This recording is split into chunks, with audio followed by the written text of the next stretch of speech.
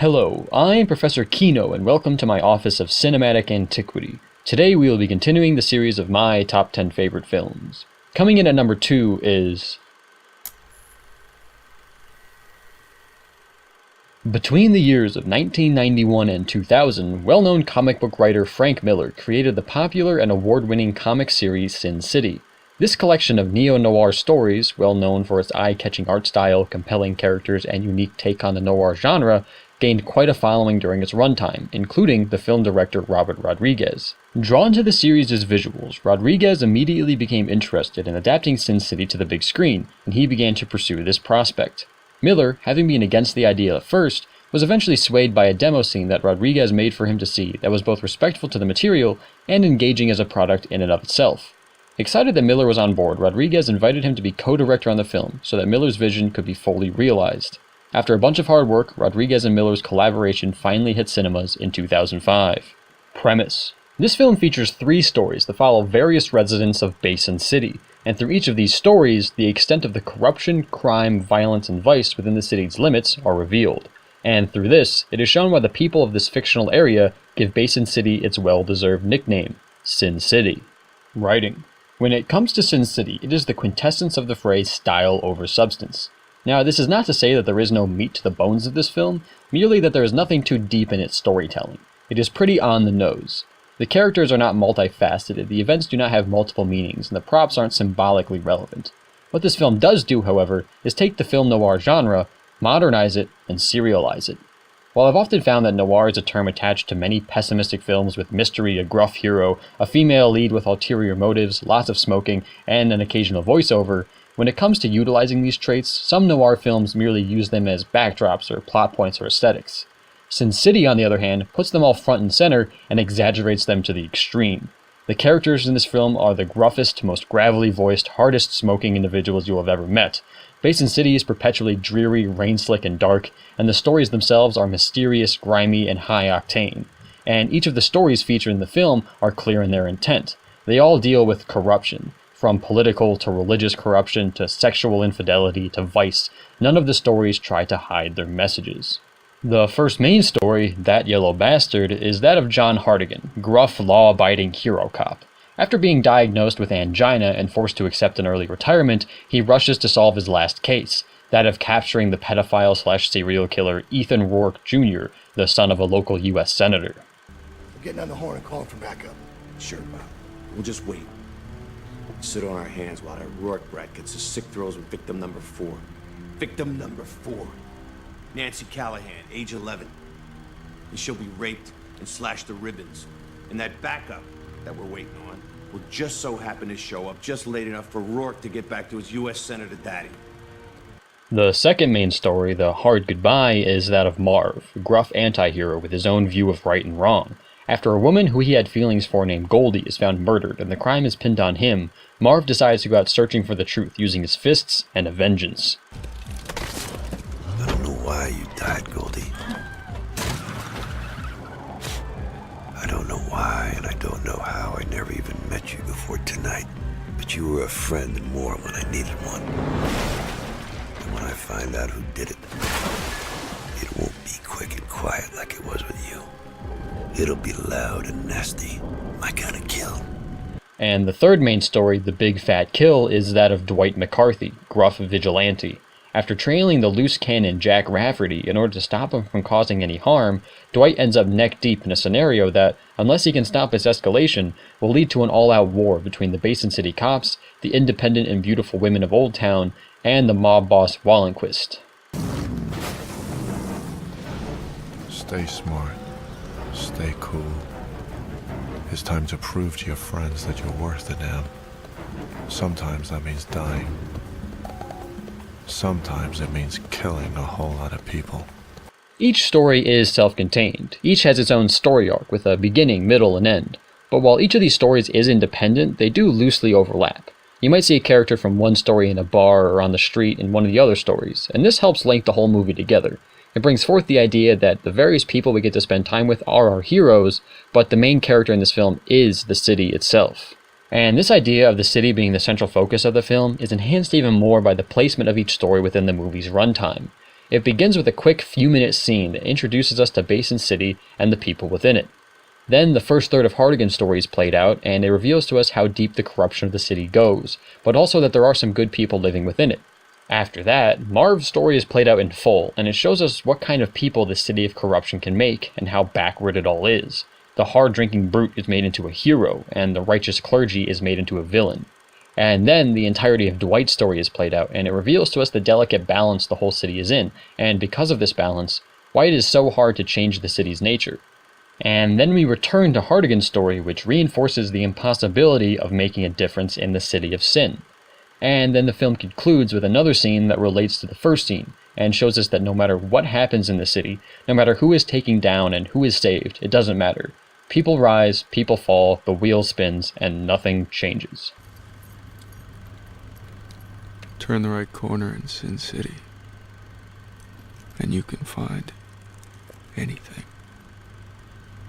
Becky.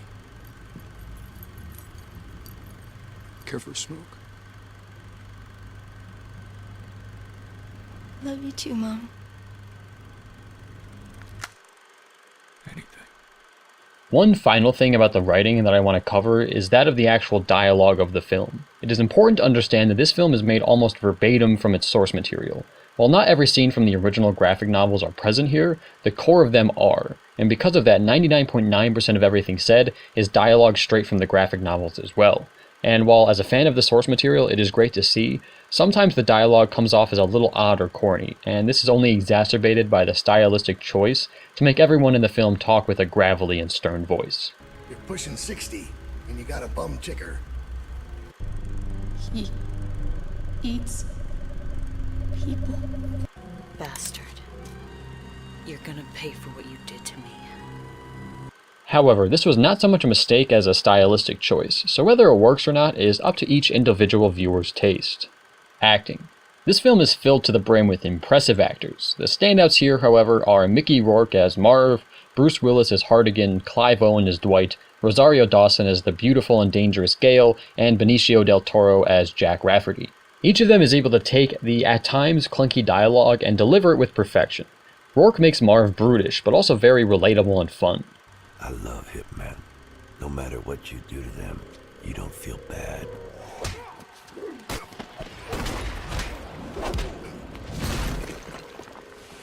Bruce Willis is able to take the gruff, good cop persona to heart and delivers an excellent performance. Breathe steady, old man. Prove you're not completely useless. What the hell? Go out with a bang. Clive Owen is able to give Dwight an intensity and aura of mystery fitting for a vigilante. It's a chance I shouldn't be taking, but I can't just go home and forget about it and let Jackie Boy and his pals find their fun. They're a pack of predators, and they're out for blood tonight. Dawson is able to bring a sexiness and charm to a role that could have easily become ridiculous in the hands of another actor. I followed them here to make sure he didn't hurt any of the girls. Us helpless little girls. All kinds of death is about to hit less than 20 yards ahead of us. And still, it's hard to take my eyes off her. Us girls are safe as we can be, Lancelot. And Benicio del Toro brings his always welcome eccentricity and creepiness to enhance what could have easily become just another slimy and forgettable antagonist. But you're really pushing my buttons. And the whole time you've been doing me like this, I've been too polite to point out that at any time I want to, I could kick this damn door to splinters. Okay, baby. You know what I can do. As for the other actors, they include Powers Booth, Michael Clark Duncan, Alexis Bledel, Devon Aoki, and Jessica Alba. And all of these, plus the plethora of other actors, are perfectly passable. While not everyone is able to elevate the dialogue, no one ever really feels like a weak link, and they all seem to give their roles their all. Costumes, hair, and makeup. The costumes of this film are unique. That being said, they are also very straightforward. The male characters are either in trench coat suits or trench coats and suits, and the female characters are either in dresses or, if they are one of the women of Old Town, in some very uniquely styled sex worker clothes. In general, each character has a unique look or article of clothing on them that helps to set them apart from the other characters. And as for hair and makeup, most of the film is very good, particularly Mickey Rourke's makeup as Marv, which gives him a gruffer and more brutish look. All in all, everything here oozes a neo-noir aesthetic, and it all works to push home the gruff, dark, and gritty feeling that the film is trying to achieve. Set design. This is an interesting topic because the film sets are almost entirely CGI, and the actors pretty much play their parts surrounded by large green screens, and only a few relevant props and set details such as an odd table or booze bottle. And while the CGI is noticeable, it is oozing with such style that it is easy to forgive because the CGI backdrops actually do two things for the film. One, they provide the film with a uniformly dark, dreary, and unique look that sets the film apart, and two, they gave Rodriguez and Miller the ability to almost perfectly capture the panels of Miller's source material on screen. Choreography. There is plenty of action in this film, and it is all done with such style that it is easy to overlook its flaws, but sadly there definitely are some. Most of the action is done with medium shots, and so it can end up feeling a little bit cramped. Additionally, sometimes the editing is done in a way that makes the action feel a bit clunky and hard to follow, and, at times, makes it feel like the film is trying to hide the lack of competent choreography. This latter issue doesn't happen often, but when it does, it is noticeable. However, when the action does work, it works beautifully. It is intense, stylish, and a pleasure to watch. He's a decent shot. He's got skill, but he's in too much of a hurry, throwing away bullets like they were candy.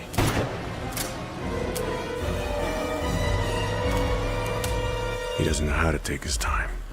Aim careful, and look the devil in the eye.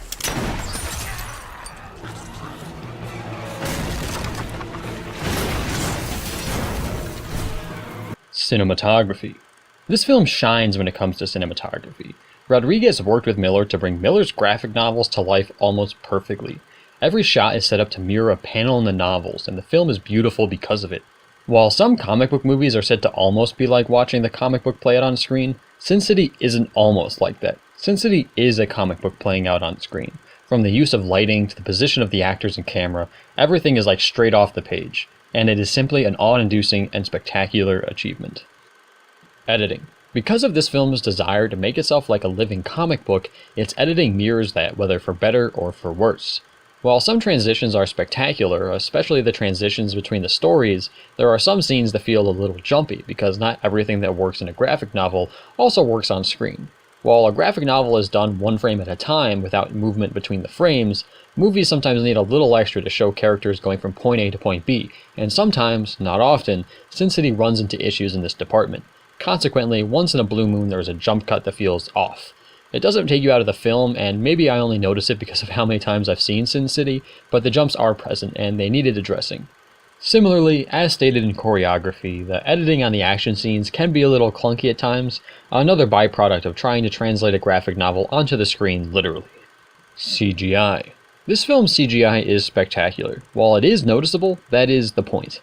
It is all stylized in a way to emulate the graphic novels and give itself a unique visual flair.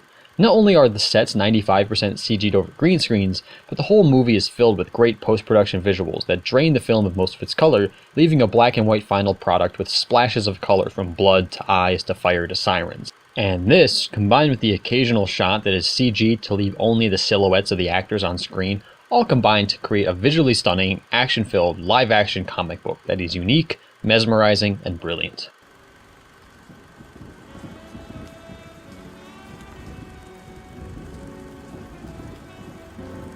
The wind rises electric.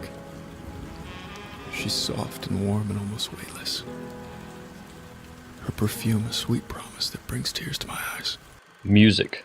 This film's music, crafted by Rodriguez himself, mirrors a lot of Rodriguez's other work, but it really fits with this film. It is dreary, dark, suspenseful, mysterious, and aesthetically complementary to the film's visuals. It has this old-timey noir feel with a modern twist that makes it intriguing and cool to listen to, and it helps to elevate the tone of the film.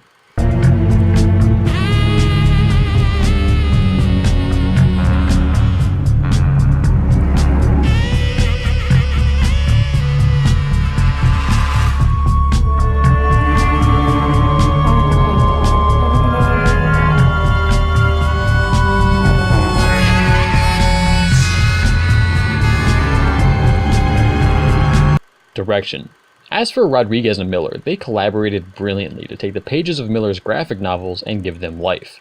They had a very particular vision going into this project, and their decisions with regards to cinematography, visuals, CGI, dialogue delivery, and acting all meld with each other to create a nigh-perfect comic book-to-screen adaptation.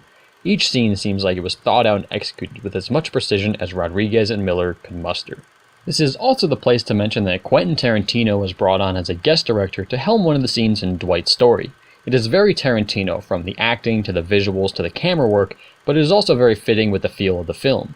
Once you know that it was Tarantino behind the camera at that point, the scene's differences do become apparent, but like I said, it still fits with the tone and aesthetics of the film as a whole, and that is awesome. My enjoyment. When I first got the DVD for Sin City around my freshman year of college, I watched it religiously, sometimes even multiple times in one day. I know it's not deep in its meanings or messages, but there is something about its style that captivates me. Each story is a joy to watch in its own way, and I love every minute of it. In fact, I actually made my own personal edit of the film for myself that combines the stories from this Sin City with the stories from its 2014 sequel, Sin City: A Dame to Kill For, to make one long 3.5-hour cut of the film, and I love it. But when it comes to reviewing the movies that other people can actually see, the first Sin City is vastly superior to its sequel. Its stories are intense, exciting, quotable, visually stunning, and above all, unique. Everything from the film's visuals to its cinematography, to its acting, to its narrative structure, to its music, all feel like they were considered, and the final product is phenomenal. I can't get enough of Sin City. In fact, I'm probably going to go and watch it again right after I'm done with this review. Recommendations. If blood, pessimistic storylines, and dreary-feeling films are not your thing, you can give this one a pass. However, any noir fans out there looking for a live-action comic book movie that is high-octane, extremely faithful to its source material, and visually phenomenal should check Sin City out.